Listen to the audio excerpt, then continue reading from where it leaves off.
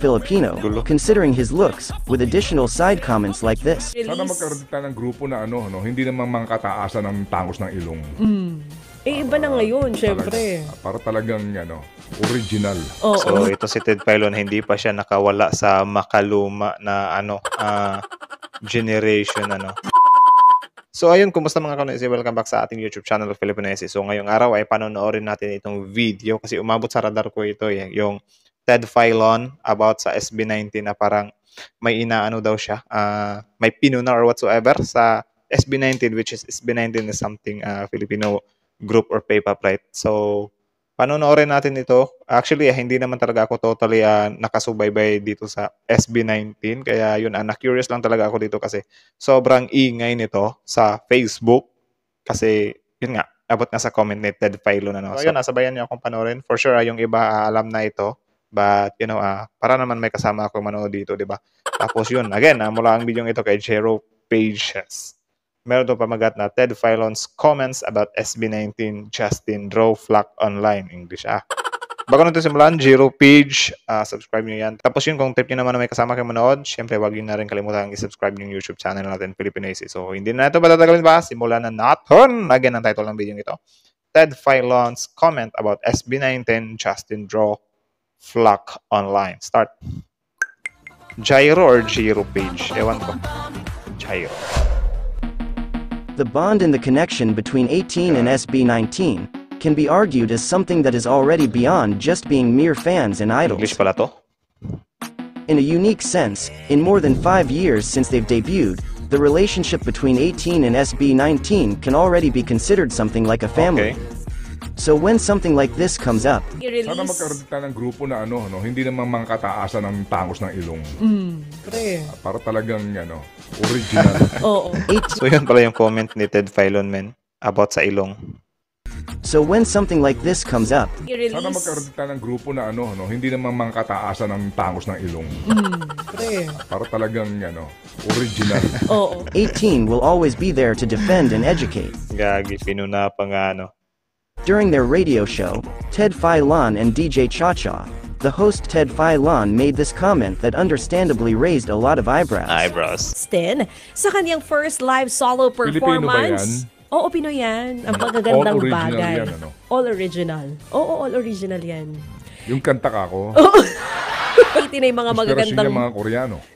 Kasama na din yon kasi nga the comments of him asking if Justin is truly so parang ang lumalabas dito, ito si Ted Filon, parang hindi siya totally or hindi niya totally na-feel na parang hindi naman ka proud as a Filipino yan kasi yung mukha nga daw is parang Koreano. Ano ba yun? A Filipino, considering his looks, with additional side comments like this. Sana magkaroon tayo ng grupo na hindi naman mangkataasan ng tangos ng ilong.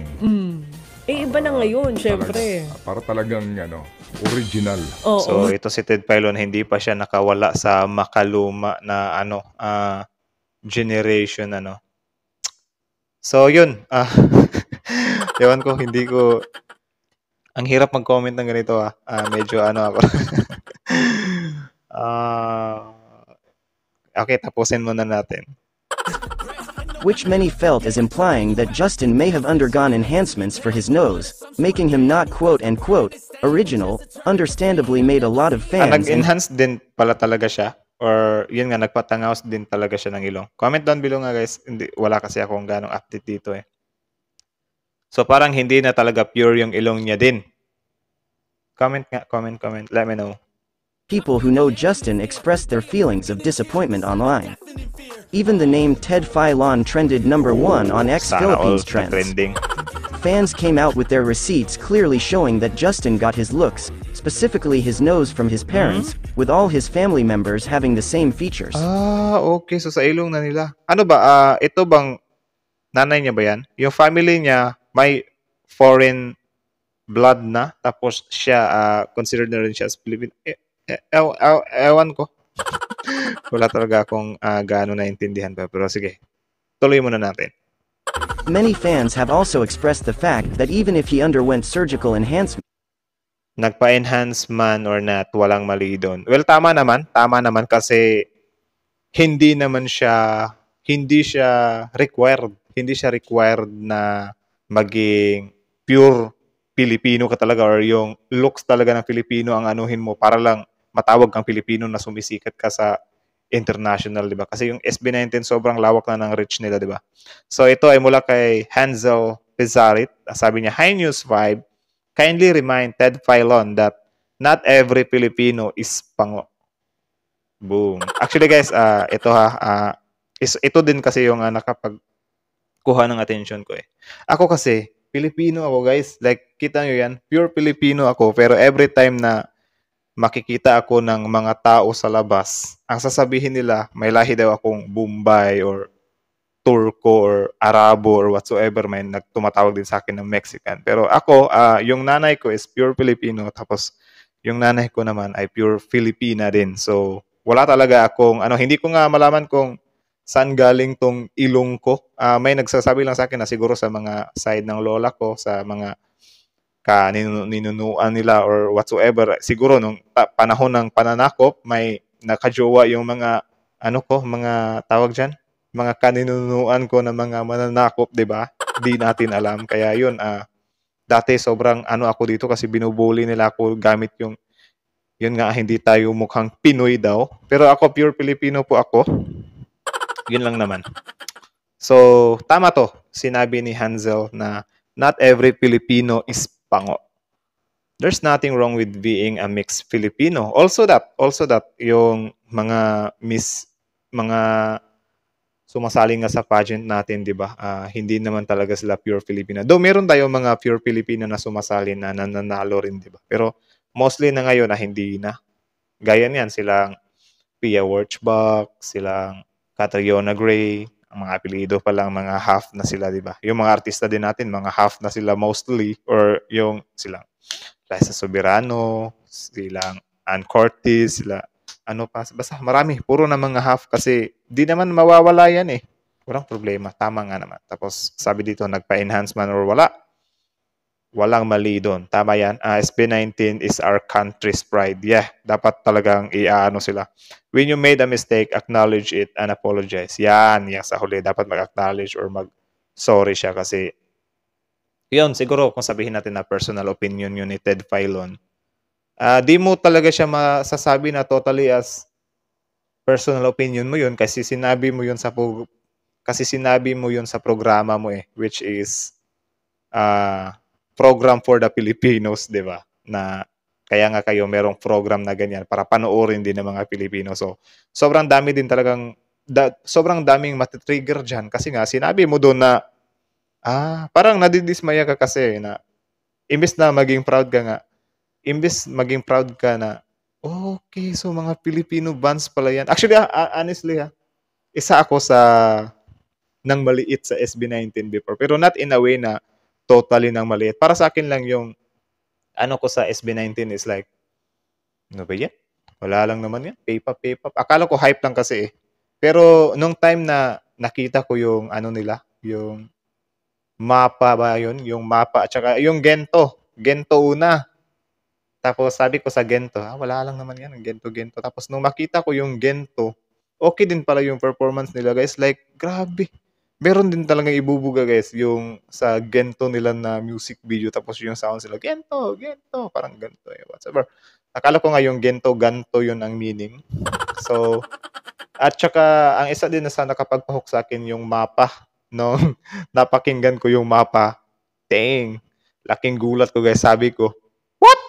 SB19 palang kumanta nito, gagi par, di ko alam yun men. So yun lang naman dapat maging proud tayo, no? Grabe. Sasabihin mo yung SB19 na, original ba yan? Tapos sasabihin mo pa na, siguro yung kanta. Dapat meron tayong pure Filipino na, halimbawa ganyan, magpasikat sa ibang bansa na pure Filipino talaga. So it means, dapat looks talaga ng Filipino. So ang tanong ko dito, paano na lang kung si Manny Pacquiao, sobrang tangos ng ilong niya. So hindi ba natin siya dapat i-recognize as our pambansang kamao or our Filipino pride boxer?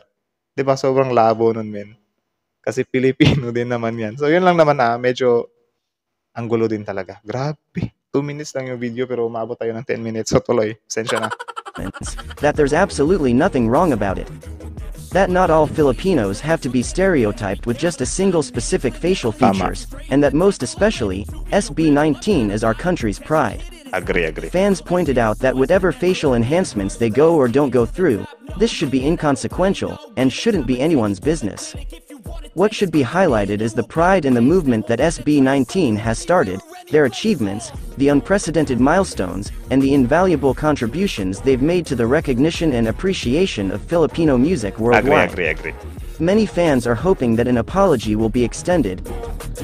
Anyways, despite all this, let's continue to stream and support Justin with his debut Surreal. As someone has said before, let your victory be your answer, let triumph be your response. Stay connected, like and subscribe. Yeah. So ayun. Gyro page or Giro page, subscribe nyo yan. Yung original video link nasa description box below. Supportahan nyo rin yan. So yun, panapos na intro. Panapos na outro na. Ano, kagik ba? So yun lang naman ang comment ko dito kay Mr. Ted Filon. Sobrang sakit nun, par. Sobrang dami talaga ang Pilipino na nasasaktan doon sa sa parang inasta mo na, original ba yan? Imbis na i-appreciate mo siya, parang you as a Filipino. Actually, di tayo magugulat kung sakaling sa ibang bansa yun ang galing, men, or yung mga hater from other country, like may magsasabi na his look is not look of Filipino because the nose is being enhanced, something like that. Pwedeng, hindi natin mapipigilan yun. Kasi opinion nila yun eh. Naghahanap talaga sila ng maibabash atin, especially if triggered sila na aangat yung Pinoy sa larangan ng ganyan. Tapos yun, malalaman natin from our fellow Filipino pa talaga nang galing yung word na yun. Na dapat original. Dapat meron din tayong so parang naghahanap ka pa ng mas better sa SB19 na dapat mga pure Pinoy. Di ba? Na mga yung Pinoy looks talaga. Siguro kung darating man yung panahon na yan, bonus na rin yan, di ba? Still proud pa rin tayo, pero dapat i-appreciate natin yung kung ano ang meron tayo ngayon, men. Like, happy naman yun. So, yun, lang ako, pasensya na. Medyo natawa ako na medyo gumanon din talaga, kasi syempre. Din naman talaga yung Astamen. Ewan ko lang kung meron na ba siyang opinion about yan si Mr. Ted Filon, pero yun lang naman.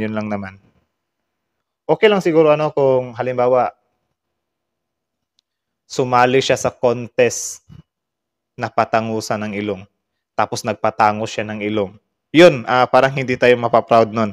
Di ba? Na ano bang ikaka-proud natin dyan? Nagpatangos ng ilong yan. Hindi naman pure yung ilong niya. Siguro doon, pwede tayong hindi gaano maging proud doon. Pero pag halimbawa ganyan, mga K-pop naman yan, sumasayaw, kumakanta. 'Di ba? Yun naman yung sino-showcase nila na talent, 'di ba? Yung pagsayaw at pagkanta. Anong relate sa ilong nun? So yun lang naman, gulo-gulo kasi. So yun lang, medyo na lang ako. So again, Gyro page, subscribe nyo yan. Tapos yun, Filipino AC. Subscribe nyo rin, click notification bell at mag-iwan na like sa video ito. So dahil ito nga yung mga nangyayari, siguro susundan natin itong patungkol sa SB19. Gusto ko pang malaman ang mga story about sa kanila. Meron din kasi ako nakita na reactor din na si Point to Peds ata yun, or Ped to Point. Kalimutan ko yung pangalan niya, na nakasubaybay din dito sa SB19. Siguro subaybayan din natin to. Let's see kung ano nga ba yung tunay na kasi sabi ko nga sa inyo before, medyo wala akong paki sa SB19 before, but now na anuhin ng kapwa natin Pilipino, parang naano ako ba na what the heck. So yun lang naman, kita-kits sa susunod natin reaction video. Filipino is comment, suggestion, Filipino is